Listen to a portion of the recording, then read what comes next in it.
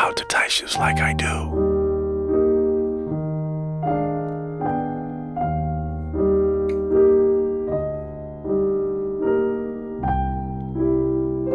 Step 1. Put the lace around your right thumb and then around your left pointer finger.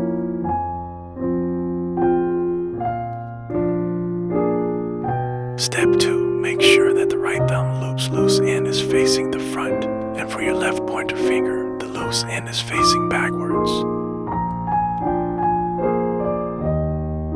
Step 3. Make the loose end for your right thumb go through the left pointer finger loop. At the same time, make the left pointer finger's loop go through the right thumb's loop, kind of like twist them.